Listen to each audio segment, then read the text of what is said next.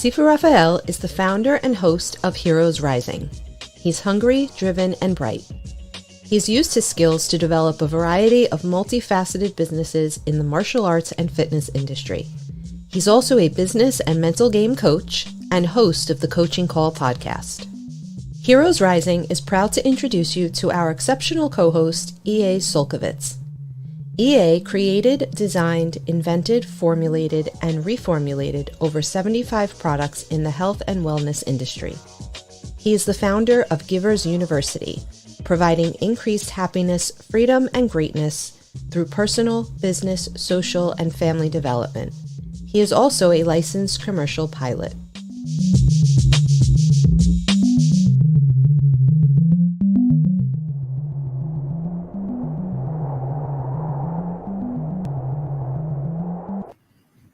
Welcome, everybody. Thank you so much for joining us on Heroes Rising. Gentlemen, it's a pleasure to have you all here with us. How are you today?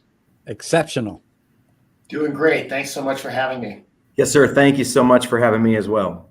Yeah, absolutely. So we're going to talk about something that's, I think, dear to all of our hearts, and that's leadership, right? And money, if you think about it. Two things that go hand in hand, right? So what I'd love to do right now is just everybody just introduce yourselves really quick, and then we'll get right to it. So let's go start with EA, my co-host.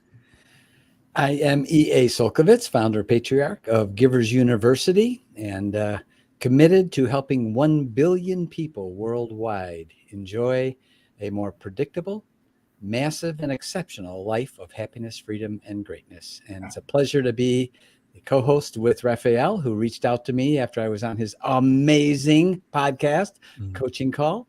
And I'm so thankful, Rafael, that you reached out to me and asked me to co-host. And it's been a blessing ever since. And you truly are a great giver. Thank you for having me on. My pleasure. Jeff? My name is Rick Rando. I'm building confident leaders. 7th degree black belt in traditional Taekwondo. Also head speaker at randospeaks.com, podcast host, The Victory Couch. And I'm just honored to be here amongst greatness, gentlemen. Thank you so much for having me. Yes, absolutely. Great to have you, buddy. And I'm Jeff Cohen. I am author of the book, well, you can probably see behind me, Countable. Released that this year. I am a speaker. I am a coach. I am a mentor. And what I do in the world is I help organizations build teams of the future. And I'm excited to be here. It was great being on your podcast as well, Rafael. And I look forward to participating today and, just giving, like whatever there is for leaders to get, that has them actually have a life and a business. Beautiful, beautiful. So happy you guys are all here. I'd love to introduce everybody to my good friend, Rick. Rick, he said he's a 7th degree black belt, but what he didn't tell you is he's probably one of the youngest 7th degree black belts out there. Wow, what an accomplishment. And that goes from everything that we're going to be talking about today. Not only is he, if you listen to the podcast that he and I did, you'll know this guy is it. He's been doing public speaking. I think you were 13, right, when you started doing your public speaking. So he also has where he talks to audiences of all sizes, all ages. And, he's been in business for 22 years. He was inducted into the U.S. Martial Arts Association of Martial Artists, the FAME, in 2019, and awarded the President's Council of Sports, Fitness, and Nutritional Community Leadership Award under President Trump. As a 7th degree black belt, he impacts his members, but he also makes something bigger. He impacts his community. And with his public speaking, he's impacting beyond his community. So I am so happy to have you here with us today, my friend. Fitness and Nutritional Community Leadership Award under President Trump. Where is that from? As a 7th degree black belt. I'm sorry. You got it. Or somebody put me on. The audio went on. I'm trying to share our event here. Oh, yeah, just mute it. So, when I hear myself speak, I'm like, wow, I sounded okay. Okay. So Sorry about that. So sorry. That's okay. So one of the things, he's back. So one of the things that I was saying, Rick, you're an amazing person who is always giving, always looking to impact the lives of others. You did it through COVID. You even did it where it was like in a stadium of 500 people, you had 7 people, but you still delivered that impactful speech. So I want to hear what you have to offer us today with leadership, right? Well, thank you so much for that introduction. I'm humbled by your words, and Rafael, I found him during COVID because I was trying to find like-minded people who wanted to continue giving and serving their fellow humans. And when I connected with you, Rafael, I said, absolutely, just tell me when and where I need to be there, and I'm in. Today, I would like to talk to you, to all of our guests and listeners, about leading in a world without leaders. And I'm going to be relatively quick. I'm going to give you sort of 5 power concepts, and I'm going to be, I'm just going to break it down for you so it's easy to understand if you're a leader in middle management or if you've just signed on to be the head leader at your local drive-through in your fast food establishment. Listen, in order to be a great leader, number one, you have to know who you are. And that's the hardest thing that we all sort of find out. I mean, I go back to like middle school when you come out of the cafeteria and you have your tray in your hand and you're trying to look for which table your people are sitting at. You know, am I sitting with the jocks or the cheerleaders or the smart people? And sometimes in life, you have to figure out that you're the captain of your table. You need to sort of create your own table and be very stingy of who sits next to you. So number one, knowing who you are. And just a real quick quote I'll give you: think different, act different. Being different makes a difference. So being bold in your assertiveness of who you are and where you want to go. You know, if you're lost and you call a place and you say, hey, where are you? The first question they're going to ask you is, well, where are you right now? I can guide you in. But of course, where are you right now in life? And if you don't know where you are, you don't know who you are, and you don't know where you're going, it's really hard for others to help you. So obviously seeking out a coach like some of these gentlemen are, and also making sure that you are bold in your stance of where you want to go. So number one, know who you are. And that is the hardest thing that we're all just trying to figure out in life. Number two, surround yourself with winners. Be guarded of who you let in. But, you know, winners win because winners are around other winners. If you want to be smart, you got to hang out with smart people. If you want to be tough, you got to hang out with tough people. If you want to be a good golfer, you got to play with the best golfers you can find. Be sure to surround yourself with people that get excited about who you are and where you're going. You know, making sure they light up just as much as you do when you talk about your goals. That's who you want at your table. So number one, you have to know who you are. You have to know which table you've created and where you're headed. But number two, you have to be bold enough to dismiss someone that is not worthy of sitting at your table. Okay, because that's what leaders do. Leaders rally the cause. They surround themselves with winners, and they make sure that everyone sort of has that common purpose, that common mission. Which number three goes back to just a simple thing in life, you know, and I think Givers University really does a great job of really introducing this, or maybe reminding us all, there are givers and takers in the world. Okay, I call them fire starters and energy suckers. So there are fire starters, people that get excited about you. They're excited. They do the extra credit even though they have an A. You know, they're the people that show up on time. They don't have a problem working a double shift. They're the people that when you ask them how they're doing, right, they speak to you. And then when they ask you how you're doing, they actually listen. I've got a chance to meet a lot of celebrities in my life. And, you know, it's similar to politicians. They're shaking your hand and they're immediately looking around to see who else is a better conversationalist or who else is at another level that they need to meet and say hello to.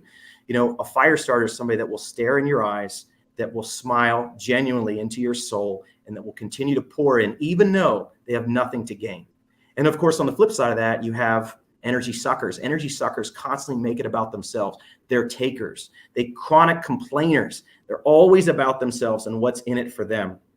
You need to be the spark, be the light, illuminate the seed of possibility in those that need it most. So make sure you surround yourself with not only people that are winners, but also that are fire starters that go out and they pour in and they're excited about you and your goals. The fourth one is lead by example with your attitude and your spirit. And what I mean by that is you are the conductor of your story. Make sure the melody and tempo reflect your mission. Okay, leading by example is super hard. It's knowing who you are, but also making sure you're the same person in public as you are in private. That, ladies and gentlemen, is extremely hard to do right now, especially in the culture of social media of where we live. You know, it's one thing to say, oh, look at this beautiful island that we're sitting on. It's another thing to actually be present and enjoying the people around you without having to boast or brag about what you have and where you go. So making sure that you are surrounding yourself with winners and also leading by example. You know, I think it's something simple like with the way you park. You know, I love Cracker Barrel. When I pull into the Cracker Barrel parking lot, it's always good food. It's always consistent, but their parking places are very small. Okay. So you have to make sure that you're centered between the lines. And you know what I found is most people, they don't care about that. They don't care about digging the car beside them. It's all about, I want to get in. I want to get my, my home cooking meal quickly. And then of course, zip out. So making sure that you're leading by example, whether you're picking up trash, whether you're smiling, whether you're serving your fellow mankind, whether, you know, the person in front of you that drops their change and instead of saying, oh man, that stinks for you, you're the first one on your hands and knees helping to pick it up. That's very rare. And of course, in 2022 and 2023, having those good tenets of being respectful and polite and standing up straight and making sure you're present is very, very much the exception rather than the norm. And the last thing is serve and persevere. Serve it. What does it mean to serve people? Well, my good friends at Chick-fil-A, they have it down. Okay, it's a culture of service and making sure you're not just a number, you're a guest, and it's their pleasure to take care of you. And can I help you with your tray to your table? And you know, at least in our area through the pandemic, there was one line that was consistently long. Every day and every type of snowstorm or anything that was going on in an area, except on Sundays, and that was through Chick-fil-A.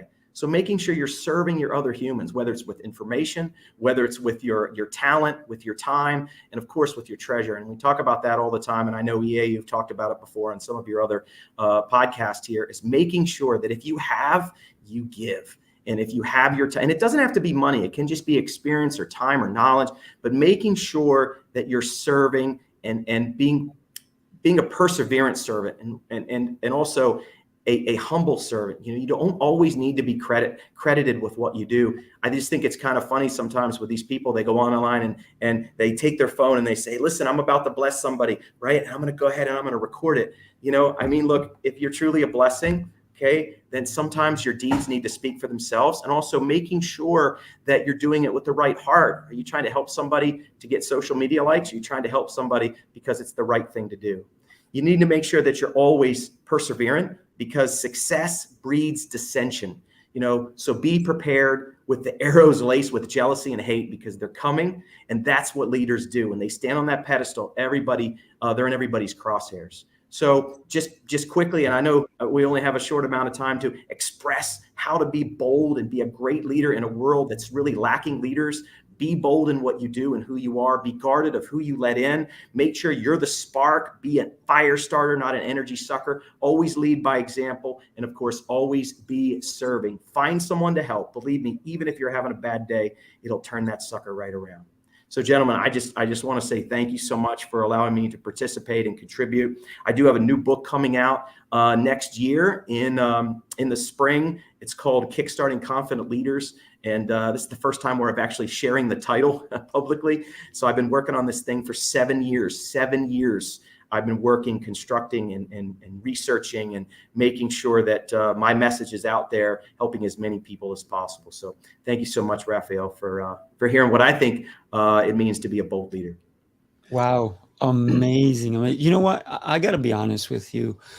Great stuff. But I don't think you've been working on that book for 7 years. My wife would disagree.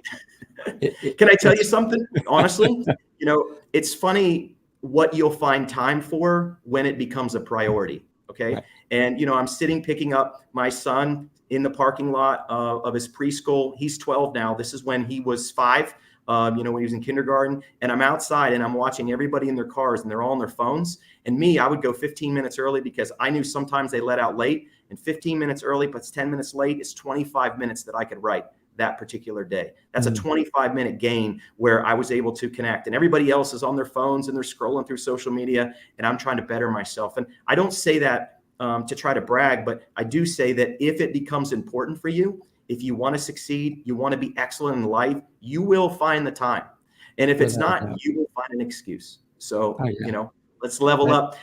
One other thing, I have a podcast with my wife. It's all about leadership and it's about relationships. We've been happily married now for 17 years. I spoke recently at a prison. And when I said that, everybody started clapping. And I started looking around kind of thinking, it's only 17 years. My wife's grandparents have been together almost 70. So 17, but I do want to encourage you, if you need some, just a good, what I call brain candy, feel free to check out thevictorycouch.com.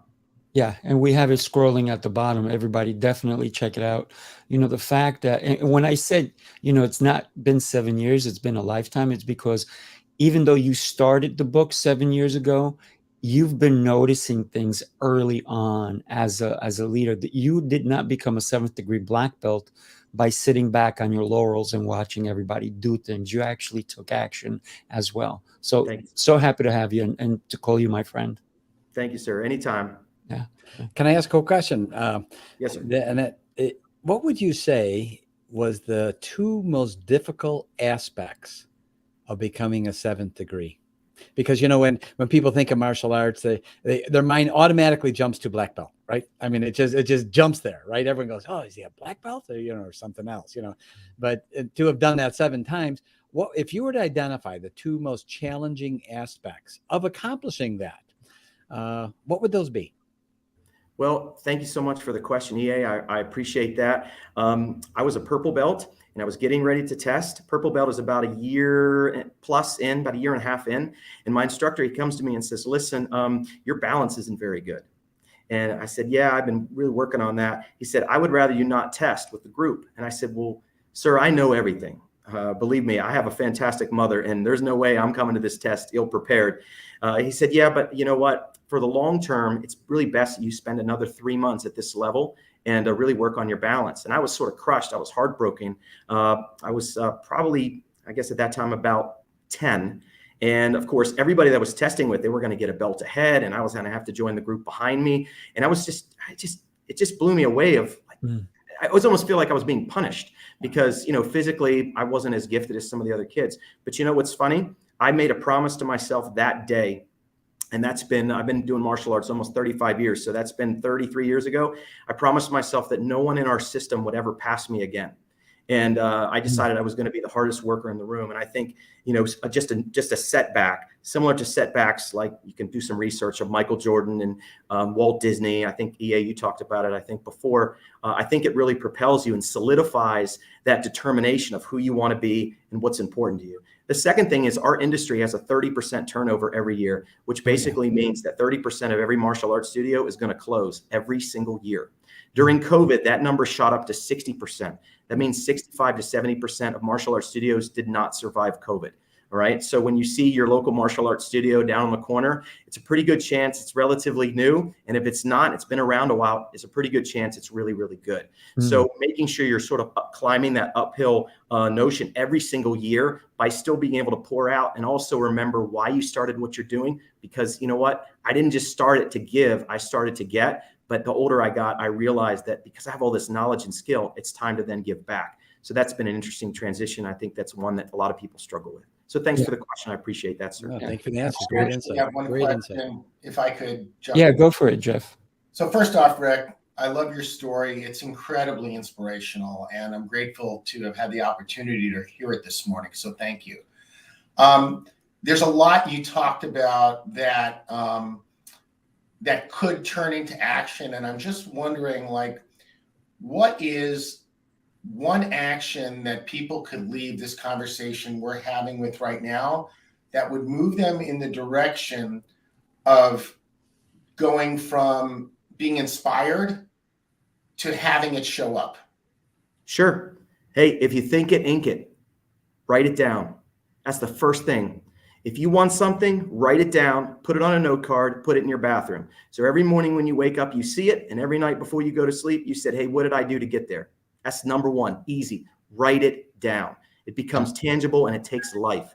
Number two, surround yourself with people that know more than you do, right? So first thing I do when I was 18 years old, I said, listen, I have all this money. I'm making this money. What do? I got to find somebody that's really good with money, and I got to make sure I invest it properly. So when I'm 78 years old, I'm not still working because I have to. I'm working because I want to. And then the third thing is make sure that you have measurable, tangible results. So listen, I'm a runner. I run marathons. I actually ran 6 miles this morning. And you know what? I didn't feel like running this morning. Okay. I get up. It was the last thing that I wanted to do. But the first thing out of bed I did is put on my running gear and put on my running shoes, because that's measurable. I have them laid out the night before. So because I didn't feel like doing it, I was dressed appropriately. So it's like, listen, you have to take this stuff off if you're going to try to cheat your way out of your successful run today. And I think accountability is super important. Surrounding yourself with winners, and also make it tangible. Make it something that's little goals at a time. Listen, you can't save $1 million overnight, but you can save 10. You know, you can save this week, you can save 100. And guess what? Impetus goes ahead and is great with momentum. So thank you so much, Jeff, for the question. I appreciate that. Yeah, classic overachiever. I just asked for one. Sorry. That's what you get. That's what you get with Rick. By the way, you talked about making money. I want to introduce you guys to my co-host, EA. I'm so humbled that he accepted my invitation to be my co-host on Heroes Rising. When I was doing this thing, I was going to do it by myself. But then once I got to know EA a little bit, I'm like, man, I got to just ask him. So happy he said yes. You know, he has had room of 50 presidents of companies pay him $5,000 each on a weekend. That's $250,000. And he did that for 2 years, every weekend. That's $6 million, people. $6 million. And then I said, $6 million. You know, some people make that. But then I said, let me break it down. He did that in 72 days.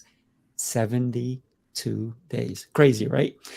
Listen, if you want to learn how to earn $1 million or more, who better to help you than EA? He's done it.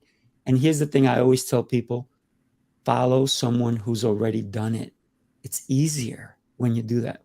He's also the first person to have created a scoring for companies based on what his mentor Sam taught him. And that he also incorporated from interviewing 1,000 millionaires. Since EA has done it, he can really teach you how to do it. EA, take it away, my friend. I know today you're going to talk to us about becoming a millionaire. Love to hear it. Thank you for the introduction and those kind words. And even though I was listening to you say those very kind things, I was thinking, well, that list is still not as long as my last name. So I better get to work and cut out play. No more of this part-time stuff. It's time to get serious about building something. Thank you so much, Rafael. And again, thank you for having me on as a co-host. And and just our ability to be able to talk every week and share is an outstanding blessing for sure. And I have to say, you know, those things, as I listen to those lists of things, I can share with you, so much of that was directly attributable to my mentor. And, you know, I really only had, you know, I say, what is your superpower? What is your superpower? I only had one. I was too dumb to figure out I couldn't do it. And when my mentor told me I could do it, I just figured he was smarter than me. I better just do what he said. And I did what he said. And then guess what? I got the same result. It was so, and then it started to make sense. I thought, man, I just got to listen to this guy. This is it. So Sam Robbins, I was so blessed to meet him at an early age, and he took me under his wing, if you will. And I told him, I said, you know, Sam, I want to become a millionaire. You know, and this is back in the 80s, right? So, I mean, you know, I'm sorry, 70s, actually, late 70s. And so, you know, if you were back then, you know, today there's a lot, it's easier to become a millionaire than ever before. But, you know, back then a millionaire, that was, you know, like a person that's 10 million or more today. So I said, well, I want to become a millionaire. What do I do? He said, well, I can tell you the first thing you have to do. And I said, what's that? And he really piqued my interest. And he said, well, if you want to be a millionaire, you're going to have to get $1 million. I said, okay, great. Thanks. You know, so that's it, right? That's the advice. And he goes, no. He said, I just told you the easy part. I said, there's another part. And he said, yeah. The next part is the most challenging part of all of it. And I said, well, what's that, Sam? He said, believing you are worth it. And it struck me. It was like someone backhanding me across the face. He said, because, and he was very pointed with me at this point. And he said, basically, your upbringing is a son of a milkman, burnt out janitor. And he said, we're going to have to rewire that mind in your thought process. He said, so that you can believe that you're worth $1 million. And he said, you know what happens? You start automatically doing those things that will get you that. Now, remember, when I say millionaire, I'm also thinking in my mind wealth. And wealth is not necessarily money. In fact, it's really just a yardstick. I mean, if our economy was built on toothpicks, people that thought properly would just accumulate a lot of toothpicks. I mean, so remember, so as I reference $1 million, it's just a unit of measurement. And usually it's a unit of measurement of a manifestation of how a person is thinking, because those thoughts then translate into and manifest into the deeds that we see all around of us. And then one of the ways that we measure that is economics, right? Money. So my mentor began to walk me through and take those burnt out wires. And I'm telling you, there was a lot of burnt out wires, because when you're the son of a milkman, I mean, what, and you want to talk about a normal upbringing, what's that, They went, by the way, they went from glass gallons to plastic, I believe, because of how many I broke at 5 years old, helping my father on his milk route, and, so many times I came around the corner in Chicago, which is where I'm from, hailed from originally. And there's 4 handles and white shoes, because the glass jars had broke, the glass gallons had broke. And from that, I was so blessed to be able to meet this man, Sam Robbins, who took those burnt out wires. So I share with you, and Rick did an excellent job of mentioning it. It's so incredibly important. Through my lifetime, I genuinely have met thousands of educated idiots. And an educated idiot is basically a person who has all the book information and they took some course somewhere and now they can spew it all back at you. But here's the thing. They've never done it. So when you hire an educated idiot, you're actually paying for their education for them to further it, because they haven't done it, right? So when you find a mentor, which is different than a coach is great. They can teach you how to do Excel spreadsheets. They can teach you how to use Word. They can teach you how to use the internet and podcasts and all those things. Coaches can do that, and they're great. A mentor is a little different relationship. It's much more intimate. It's much more confidential. They get into your head on, why are you thinking? Why are you doing that? Why are you thinking that way? And how can we switch that around? And that's really the thing that my mentor did with me in being able to rewire my mind, if you will. So I'm going to touch on some of the things that he shared with me from a mental standpoint, because it's the mental million we'll get first. Then the dollars show up. And in 1989, 33, it was the first year I earned $1 million in 1 year after I paid all my taxes. And I turned to my mentor and I said, Sam, it was exactly like you said. He said, I knew it would be. He said, because I learned the same way you did. And he said, it was easy, wasn't it? And I said, yeah. I said, but the hard part was what you said, believing it. So we're going to touch on some few things. The first thing in becoming a millionaire is you have to be a giver and not a taker. Now, we teach people very simply. We love everybody. I say it again.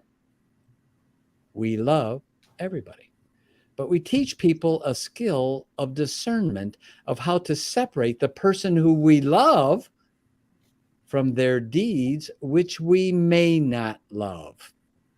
And through the separation discernment, we can now begin to decide who we want to have around us based on the deeds we're seeing them do, not what they're saying, because people know how to tickle each other's ears, by saying the right thing. And today there's whole courses on it, and they're getting very sophisticated. So to be a true giver and to surround yourself with givers and to have a way to do it. I was on a podcast a few ago and a gentleman said, this is great. I just read a book and this book said I should have 5 good people around me. And I said, you're right. You should have 5 good people around. One question, which 5? And all of a sudden he stared back at me with these little orphan Annie eyes, wide open, staring right back. And I said, you see my point?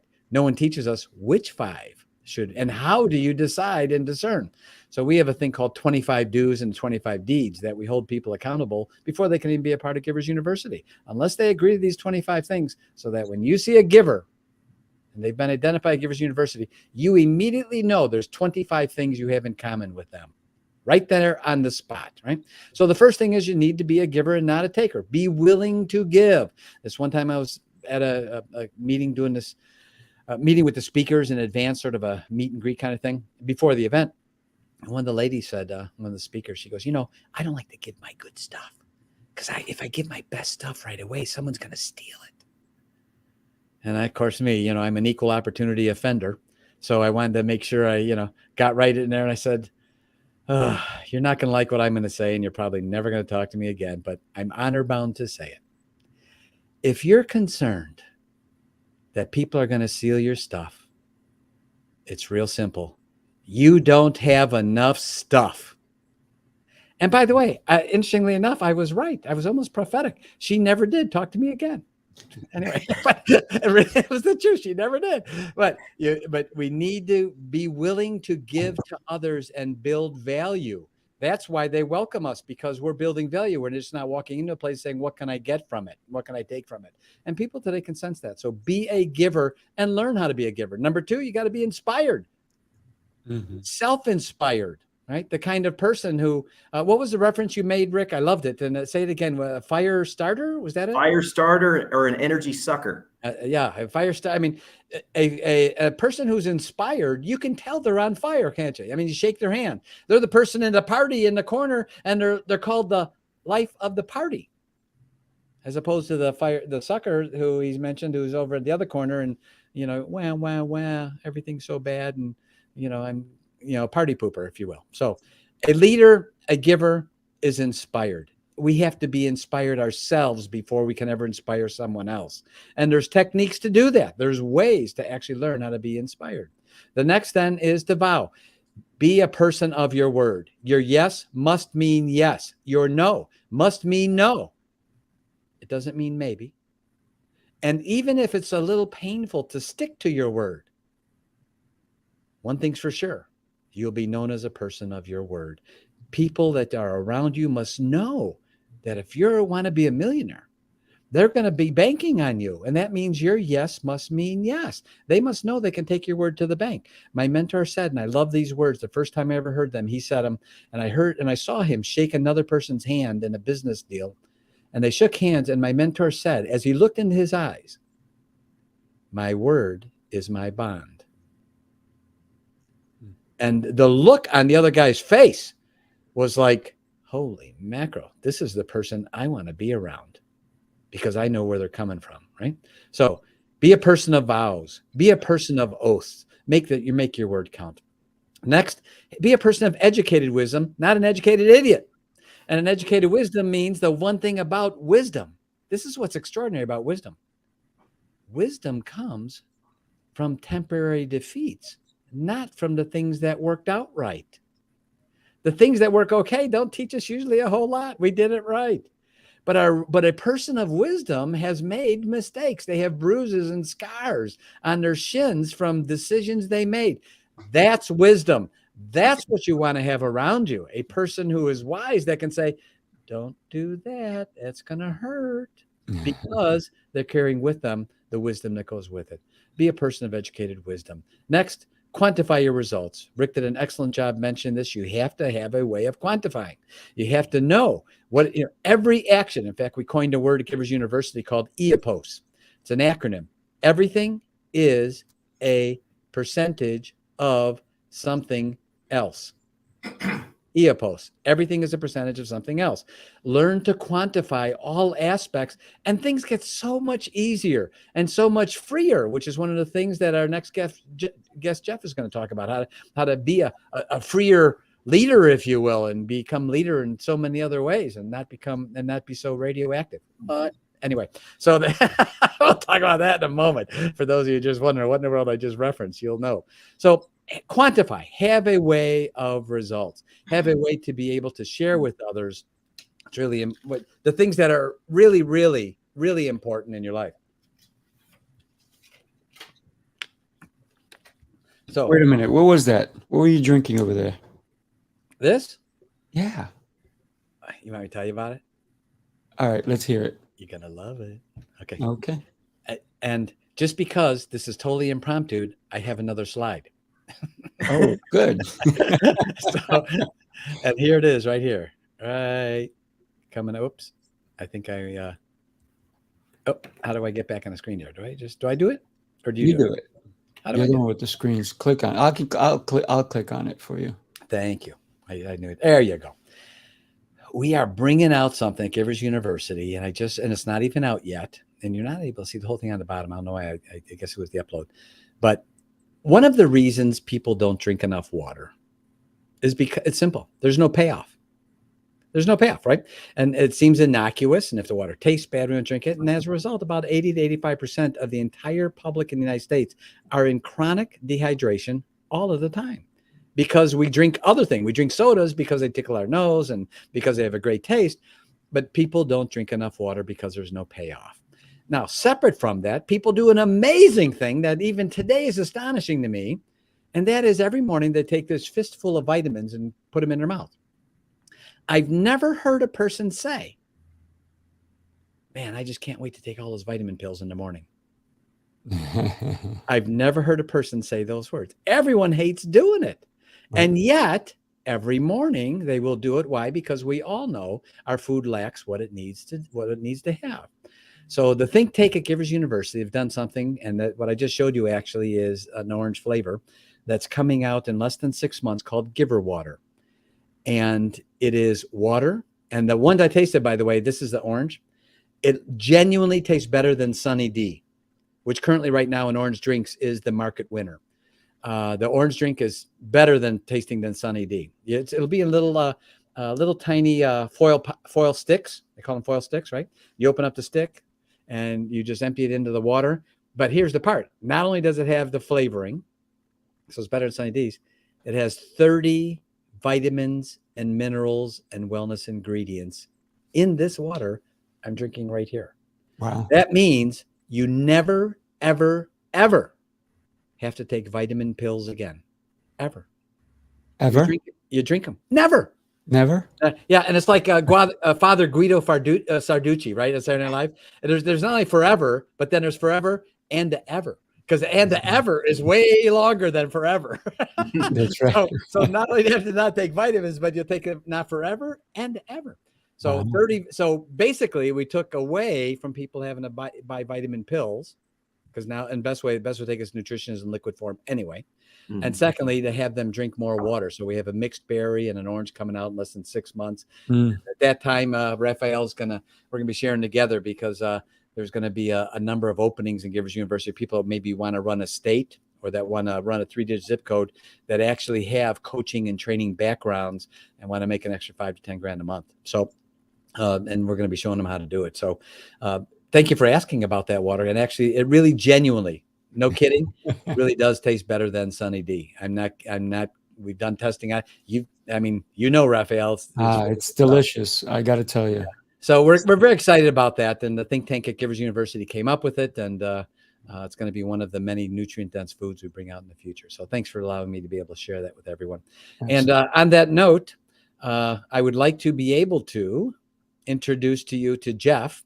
I made a reference earlier that he had been mentioned as he was radioactive, but he was mentioned radioactive by actually a pretty well-known person. He's commonly referred to as Mr. Wonderful. Kevin O'Leary from Shark Tank identified Jeff as radioactive, so unique and distinctive. So I'll be curious to hear a little bit about Jeff's story on how that took place. Jeff has worked with over 300 companies, CEOs, business owners, entrepreneurs, how to develop and how to be able to have a more practical guide to lift up your life, empower yourself, and also your entire team.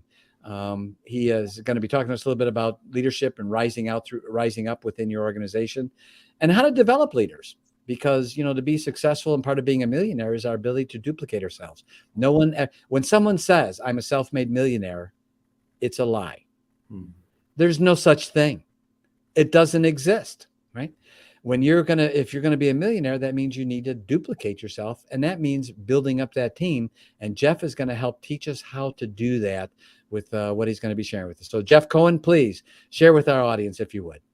Well, first off, I just want to say thank you, Rafael. I am humbled to be with this great group this morning. I heard so much in what Rick was saying and what EA was saying that I just really want to acknowledge that I feel like there's a lot of the same mindset in this room today. And what I notice when I talk to CEOs and work with them and their teams and create environments and teams of the future that don't just lead, but create more leaders, that inspiration is a really, really critical component. And I can tell you that I'm walking away this morning with being very inspired by what Rick is up to, by what EA has shared. I love the concepts. And, when I asked Rick the question earlier, what are the actions, right? I think what happens a lot of the time is we read a book or we listen to a speaker or we join a podcast and we get a lot about what's possible and we get inspired.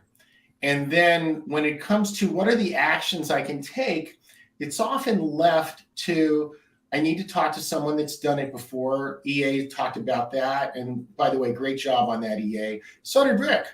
And I got that all three of us as coaches and mentors to others, and Rafael, you as well.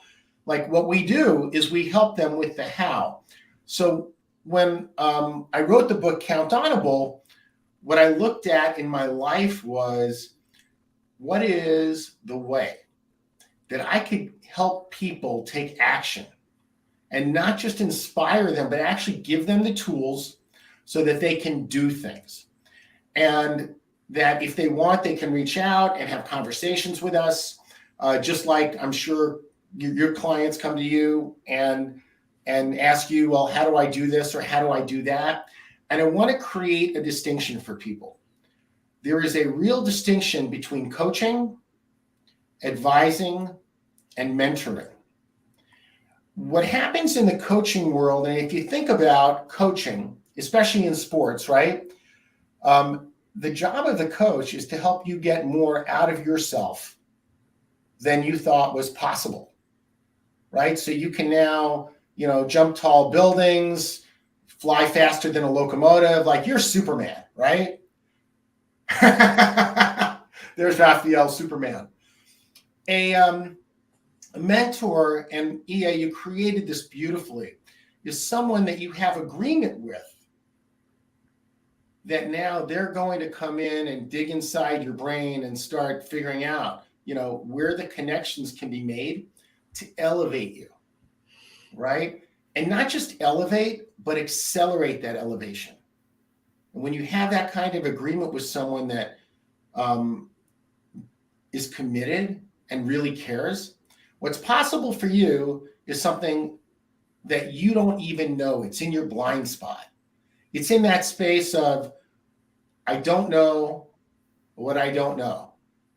Right now, I don't know how to fly a rocket ship, but if I went to a NASA astronaut and they became my mentor, I'd probably be able to figure it out. It's me figuring it out, not them giving it to me. And then there's advisor. Now, a lot of organizations have advisors. There's, board advisors. There are individual advisors. There are people that get hired as a coach and provide advice.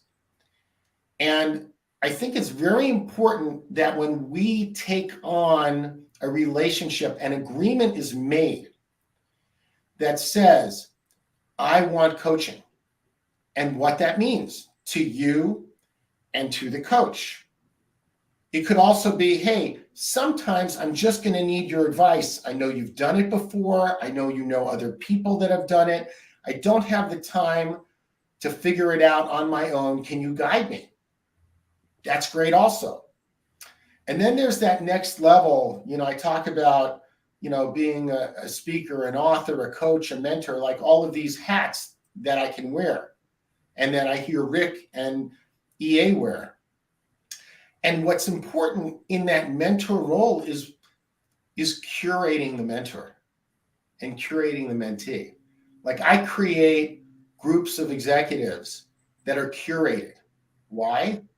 Because if all you do is put a bunch of people in the same room just because, then what's missing is the ability to take the best of what each individual in that group needs and add to it.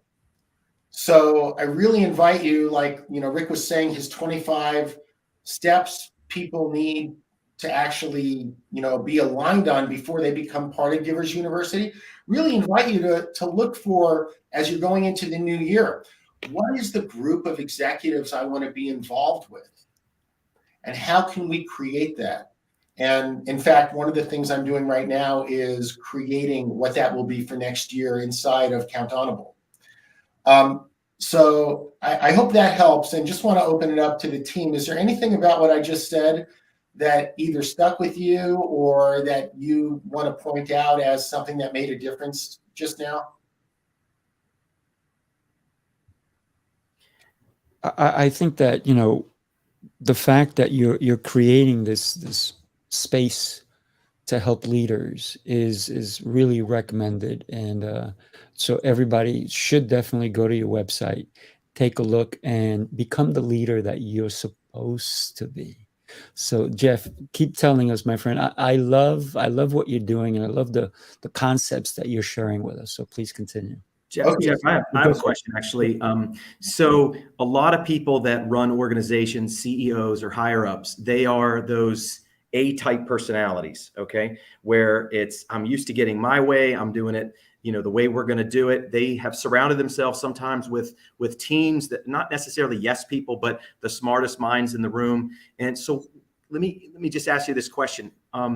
How, if you're one of those people, decision makers, okay, how do you have buy-in from that person that's always used to getting it their way or doing it the way that they've always done it? How do you get them to say, hey, you need me, Jeff, I can come in here and have a fresh set of eyes to go ahead and inspire your team and take you to the next level when, sometimes if they're a CEO or they're used to being some level of success, that they think that they might not need that. What's that sort of that friction there of maybe apprehension? How do you sort of overcome that? You don't. Good question. It's very simple. I don't want to work with anyone that hasn't come to the realization that there's something more they want. So Rafael said something a minute ago, and it's on my list of 4-letter words. And I just want to tell you that I will publish that at some point. It's very extensive. It's should be. So anytime there's an action that's forced, nothing natural comes of that. And what you just described a second ago, Rick, is someone that's always used to getting their way is not necessarily open to creating the kind of culture and environment that brings others in and creates leaders that create leaders. Now, the very end result of that is they are handcuffed to their business or their job. And I just ran a poll on LinkedIn yesterday, and last night when I looked at where the results were, about 80% of the people that responded to a very simple poll, like, do you take a 2-week vacation every year and not worry about your business? 80% said, no way, you're kidding, right? Well, why do they do that? Because what you just pointed out, Rick, is the I'm the most important person in the room syndrome. And those people may have this mindset where they can hire people that are smarter than them. And listen, I'm all for that. But when you don't create the environment where those people are leaders and by the way, in my experience, not just opinion, my experience, everybody in a job, in a company, whether it's a 10-person company or like I worked at IBM with 400,000 people, every single person has the opportunity to be a leader at something in their role.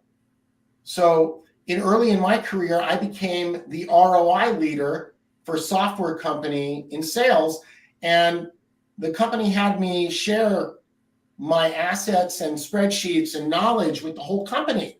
And our sales rose by 20%. Why? Because they recognized I was leading in this one area. Now, when I became the ROI leader as a sales guy 30 years ago, suddenly I got a little bit pumped up. I'm like, oh, this company wants me. They don't need me. They want me. They want what I can bring to the table. They respect that, right? What's missing is like, give it away. EA, you said it so perfectly a few minutes ago with this woman that you spoke to, right? Why would I not give my best stuff away, like at any time? I do it all the time, and I do it for one reason. Because every time I give my best stuff away, something better shows up in that conversation. Somebody takes the context of what I've created or what I'm doing and adds a morsel to it, a nugget to it, a boulder to it, and makes it even more relevant. And, I think that's where we're missing the boat so often today. We went through the pandemic, and people are still holding their teams accountable the old way, and it doesn't work. People don't want to be held accountable. They hate the term. They resist it. You just said, I'm the guy that knows it all. I'm telling my people what to do. But do you know if they have strengths in that area? Do you know if it's something they're good at? Do you know if it's something they really like doing? Or are you just asking them to do the laundry because no one else is doing it? Because if you are, they're going to be disempowered. It's going to fall to the bottom of their list, and you're going to waste weeks before you realize that task or action wasn't taken, if you realize it at all. Who was that? No, that was great, man. That was great, Jeff. And Sifu Rafael and I, we sort of, because we're martial artists, we have, and he has adopted the same thing as I have, I'm sure, is we want to be a white belt daily. Find something that we don't know, find somebody smarter, and then also be smart enough to pay attention and learn the lessons. We all have touched the stove when mom said don't. Right. And my dad used to say, if you're going to be dumb, you better be tough. And the old way of thinking and leading teams. So, Jeff, you're cutting edge. It's inspiring. Thank you so much. Well, sure. Well, my aim is not just inspiration. Like, I truly help you and you and you, like whoever's watching right now. I help you build your team of the future, to take a modern approach to accountability that creates people that can say to you without penalty, because of course this is not hockey, right? There is no penalty zone in business. We don't want to take our people out. We want to keep them engaged. So it creates the environment where they can say, hey, look, I'm really bad at the laundry. I don't know why. I always mix the colors in white. Then I put the hot water on. I throw the bleach in. I promise it's not what you want. Instead of having a bad result, or better yet, just a pile of laundry that piles up and doesn't get done until you're fed up with the fact that there's no clean clothes. And on that note, because that's such great information and talking about getting things done, I'd like to be able to introduce, and thank you, Jeff, for all that great insights. I'd like to introduce the man who really is the founder of Heroes Rising. And Rafael, again, it's amazing. It's been over a year already. And, when I was on this podcast, I'm so blessed to do it. And all of a sudden he emailed me back and said, would you be interested? And I said, man, for sure. And we just sort of hit it off. And first of all, Rafael is always looking for a better way to do something. And that's important, because so many times people, as all of our speakers have said, in one way or another, people get so caught up in doing the same thing. And we all know if you keep doing what you've been doing, you're going to keep getting what you got, right? We all know how that works. So, and Rafael is always looking for a new way. He says, well, how about this? And how about that? And can we try this? And you see, through those things, we learn what works and what doesn't. If you want to see what works, watch his workouts every single morning without exception. He posts one of his workouts, and he doesn't just do that. And I love some of these, they'll have like an animated person doing it, or something. Rafael gets on there and he just does it. He says, this is how you do it, right? And you can watch him and you can watch his form and you can emulate what he's doing, because he is not an educated idiot, but he is an educated, wise person. He is wisdom. And that's because that's how he mentors his students. He says, first, I want to show you how to do this, right? What does that do for everyone's belief? What does that do for everyone's confidence level? Because first they can know they can do it, but then they're also seeing the way to do it correctly, right? I can go out and swing a golf club like a baseball bat all day long. And I can prove to you that practice does not make perfect. That's what I'm going to prove to you. It does not, because I'm using a golf club like a baseball bat, right? Practicing all day.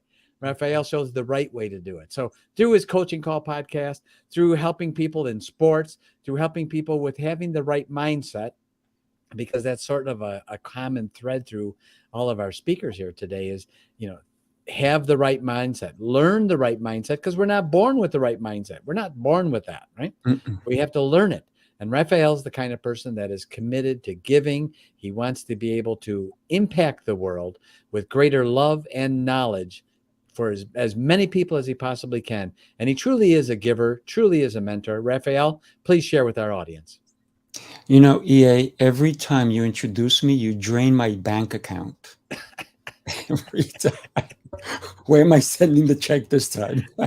I'll email the address. Okay. Thank you so much. I appreciate that. I want to share with you guys what I like to consider that we all can become an expert, right? And that's what my topic today is about, becoming an expert. And, Rick is an expert. Jeff is an expert. EA is an expert. And any coach I've ever had on my show is an expert. And the reason is, this is it. This is how we figure it out. Know what you want to be known for, right? You got to find that out. And then you also have to have the faith in yourself. Have faith. Look, I believe in a higher power. And whatever it is that you do believe or not, you also have to, first of all, believe in you. You are that person that you can become an expert. You have to be, and Rick, you talked about it. We're hungry for knowledge. I am a white belt every day. Every day. I learn from 5-year-olds. I learn from 95-year-olds. I don't care. I learn from a book. I learn from an author. I listen to podcasts. I learned from you guys today. So thank you. Be hungry for knowledge every day. And then you need to improve yourself every single day. Improve. Listen, I don't want to be who I was yesterday. That guy, he doesn't know as much as I know today. So that's who I am today. I'm better than I was yesterday. I know it because I take actions for that to happen. I want you to do the same thing. You want to become an expert? These are the things you have to do every day. This one is so critical. I truly believe in this one. Speak once and listen twice. So speak to ask the question, and then listen for the answer, and then listen to learn what the real communication is, what the real lesson is. A lot of people, they're listening, and you guys talked about it. They may listen, they may hear something, but they're not listening with the intent to understand. That's incredibly important for all of us. Listen to understand. And then you want to be an expert? Dive deep into your subject matter, whatever it is. A figure skater, you want to be a dance coach, you want to be a swimmer, basketball player, martial artist, into finance, whatever. Dive deep, people, into your subject matter. Experts should know their stuff in and out. And we talked about this earlier. Create the habit that's going to set you on your goal.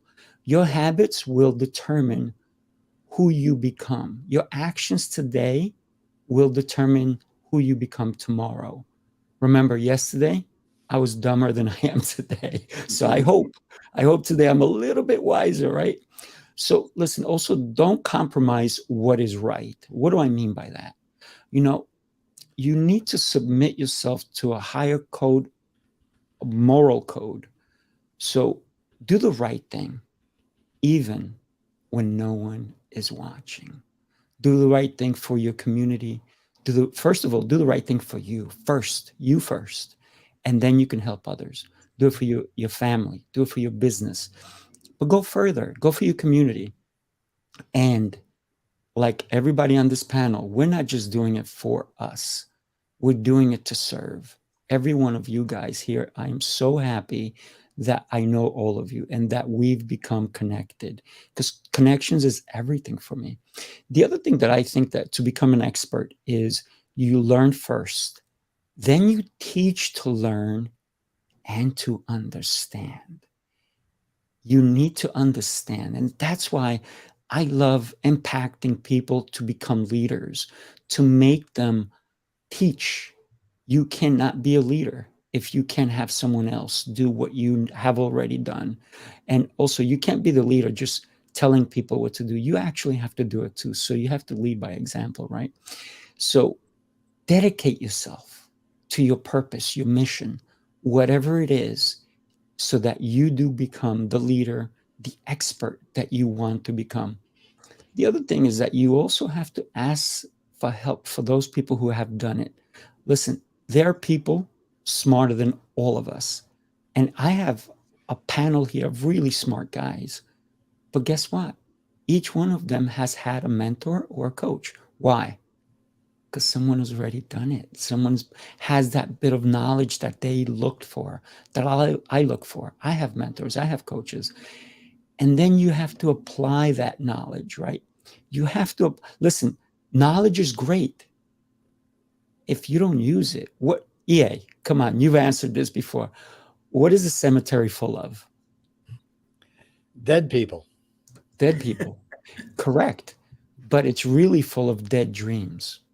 People who did not pursue what they have. They have to use the knowledge and then apply the knowledge and then use it for your dreams. So thinking that we apply that knowledge, then we have to learn, do, share, and repeat. I'll say that again. Learn it, do it, share it, and repeat it. Every day you should be learning. You should be getting better. And this is what I love about R&D, research and development, is sharing your knowledge freely, because the more you share it, the more you know if it works. Does your stuff work or doesn't it work? Share it. You're going to make mistakes. Listen, that's how we learn. That's how we grow. The other thing is you got to build your character, not your ego, people. It's not look what I did. And I think you guys talked about it as well. It's not look what I did. Like you talked about being on your phone and sharing you did a great thing with someone. That's not what it's about. It's about doing something when no one is necessarily looking. So build your character, not your ego. And once again, you need to lead by example, right? And then embody integrity. Say, then do that which you said you're going to do. So many people say things, I'm going to do this, I'm going to do that. And do they show up? Not always. Be a person of integrity. Embody that. If you say you're going to do something, do it. Be right with your intentions. Be correct with your actions. Help someone. The other thing is we all know about, everybody talks about a growth mindset, right? I believe in that, right? But I also think of a possibility mindset.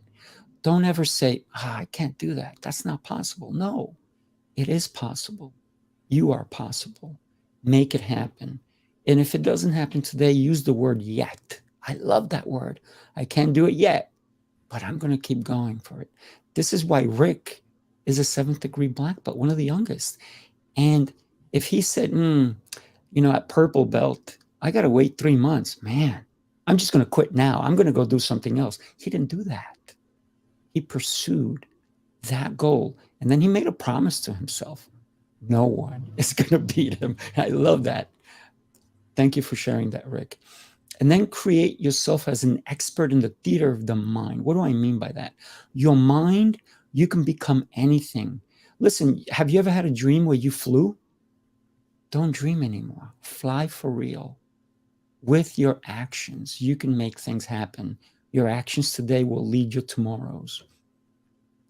Every day, your knowledge, expertise should grow, people, every single day. And then be the inspiration for others. That's what's going to make you an expert. Show up every single day and make everyone else feel important. If you think you're the only and the most important person in the room, wow, you need to do a self-check, look in the mirror, because that mirror is not right. Be present. Be there for other people, right? And then, once again, become the expert you'd like to learn from. 10 years from now, you could say, wow, that's who I want to learn from, right? Imagine yourself 10, 20 years from now. Where will you be if you don't take actions today? And then that's it for me, guys. Listen, if you want to reach out to me, reach out, coachingcallpc@gmail. I love the connections I've made with everyone on this panel. You guys are amazing, and I am so blessed to have you in my lives. Thank you, guys. Any questions, I'd love to answer. Well, first off, I just want to acknowledge you, Rafael. You are, it's beyond inspiration. It's about the actions. And I think we all talk about integrity. And, the best way to lead is by not just saying what to do, but doing what you say. And I hear that and see that. And I just want to thank you for being a great model for that. And I'm grateful to be here today. For sure. Rafael, would you be kind enough? Could you, I know on our next event coming up, we've got a couple of great speakers. Could you put those on the screen for us? Absolutely. First, I got to get to them. Yeah, right over there. And certainly for our viewing audience, it's so many times today, people are being ruled by fear. And it has become so prevalent. So as our listening audience, ask yourself a question. Is there more hope in my life? Or is there more fear in my life? Which one is winning? Biblically, those who have no hope will perish. Absolutely. So I share with you that, today there's so much fear peddling going on and fear mongering going on that, and it's unfortunate because it's ever more important we surround ourselves with people of hope that are giving hope, because to expand on that, Raphael's thought on how many people are dead in the cemetery there. I can share with you one thing that is for sure. Death is not a tragedy of life. But what dies inside of us while we are alive is indeed a tragedy. So thank you for having me on, Rafael, and thank you for allowing me to be able to share with these wonderful guests. And Rick, awesome, buddy, just absolutely awesome. And Jeff, thank you so much for helping people make it such an important distinction and staying away from educated idiots and getting the right kind of people around their life. And you're helping them make that distinction. And it's critical. It's a big one because people don't know how to do that. Thank you so much. And Rafael, buddy, thank you for being you. Thank you. On the 28th, we'll have two other.